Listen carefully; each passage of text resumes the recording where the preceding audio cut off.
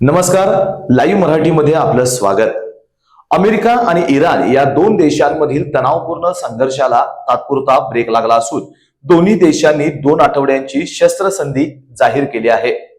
मिळालेल्या माहितीनुसार अमेरिकेचे राष्ट्राध्यक्ष डोनाल्ड ट्रम्प यांनी इराणवर कारवाईचा इशारा दिल्यानंतर दोन्ही देशांमध्ये सशर्त शस्त्रसंधीचा मार्ग स्वीकारण्यात आला.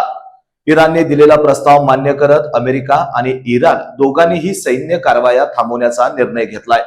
तसेच होर्मुझ सामुद्रधनी खुली ठेवण्याबाबतही सकारात्मक भूमिका दिसून आली आहे. पण इथे एक महत्वाचा प्रश्न अनेक जणांना पडतो, तो म्हणजे ही शस्त्रसंधी म्हणजे नेमकं काय. चला आपण जाणून घेऊयात याचा नेमका अर्थ.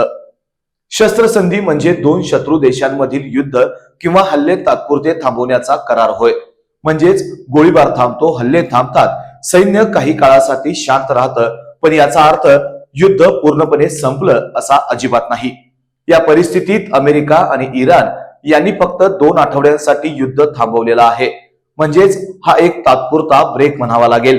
या काळात दोन्ही देश चर्चा किंवा पुढील निर्णय घेऊ शकतात. अशा शस्त्रसंधी मागे काही ठराविक कारणं असतात. तणाव कमी करण्यासाठी, आंतरराष्ट्रीय दबावामुळे वाटाघाटींना वेळ देण्यासाठी आणि मोठे युद्ध टाळण्यासाठी.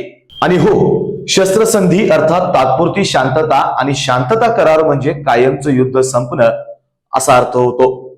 एकूणच जर चर्चा यशस्वी झाली नाही तर 2 आठवड्यानंतर पुन्हा संघर्ष सुरू होण्याची शक्यता नाकारता येत नाही. अमेरिका आणि इराण यांच्यातील ही शस्त्रसंधी म्हणजे युद्धातील एक पॉज आहे, ज्यातून शांततेचा मार्ग शोधण्याचा प्रयत्न केला जातोय. धन्यवाद.